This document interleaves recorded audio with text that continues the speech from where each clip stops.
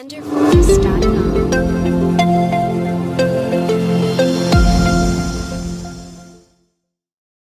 A review board of the Lahore High Court ordered the Punjab government to free Jamaat-ud-Dawa chief Hafiz Saeed and 4 of his aides.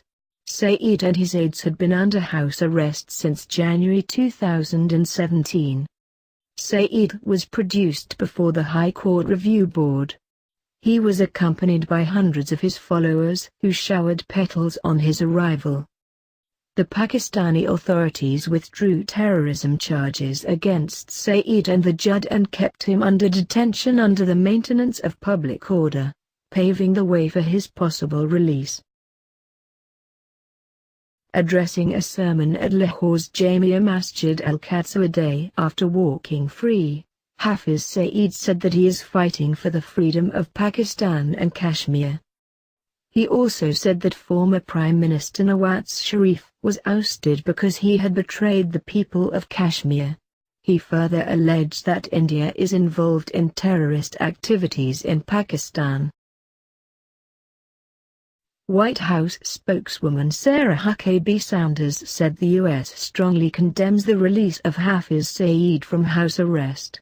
She urged his immediate rearrest and prosecution. Saeed's release, after Pakistan's failure to prosecute or charge him, sends a deeply troubling message about Pakistan's commitment to combating international terrorism and belies Pakistani claims that it will not provide sanctuary for terrorists on its soil, she said. If Pakistan does not take action to lawfully detain Saeed and charge him for his crimes, its inaction will have repercussions for bilateral relations and for Pakistan's global reputation, Sanders said. A top American expert on security affairs, Bruce Riedel says 9 years after 26/11, its mastermind still eludes justice. It is time to rescind Pakistan's status as a major non-NATO ally. In a word, the release is an outrage. Before long we will read news reports of Hafiz Saeed leading more rallies with thousands of people, Alyssa S., former State Department official who is currently with the Council on Foreign Relations, said after the Lahore High Court ordered the Pakistani government to free Saeed. Pakistan cannot credibly claim to be fighting terrorism while failing its most basic security obligation to UNSC designations, Ayers said.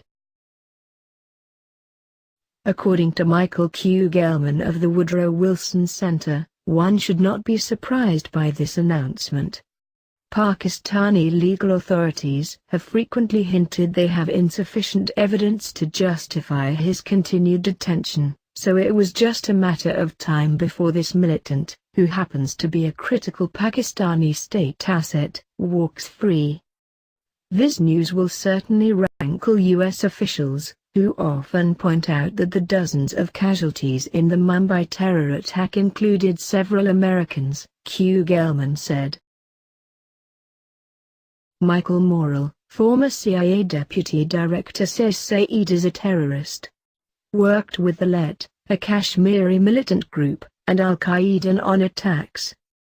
He has blood on his hands.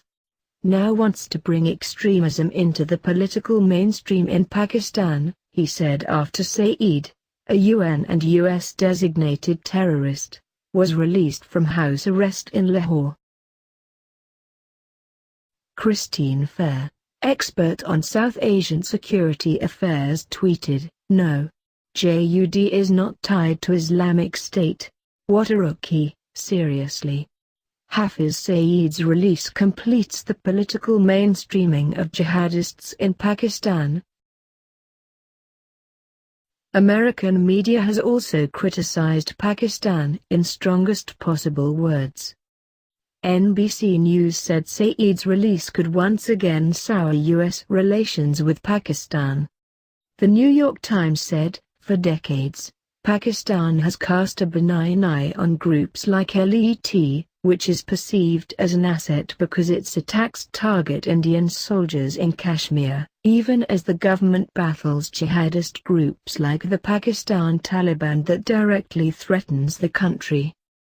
The Washington Examiner said, Trump should call Prime Minister Narendra Modi of India and offer to work with him to capture or kill Saeed, the Daily said, adding that Saeed intends to lead a new Muslim theocratic political bloc in next year's parliamentary polls. American media has also criticized Pakistan in strongest possible words. NBC News said Saeed's release could once again sour U.S. relations with Pakistan. The New York Times said, for decades, Pakistan has cast a benign eye on groups like LET, which is perceived as an asset because its attacks target Indian soldiers in Kashmir, even as the government battles jihadist groups like the Pakistan Taliban that directly threatens the country. The Washington Examiner said, Trump should call Prime Minister Narendra Modi of India and offer to work with him to capture or kill Saeed, the Daily said, adding that Saeed intends to lead a new Muslim theocratic political bloc in next year's parliamentary polls. Please subscribe to my channel if you have liked the post. I will continue to post with latest happenings on Pakistan and strategic affairs.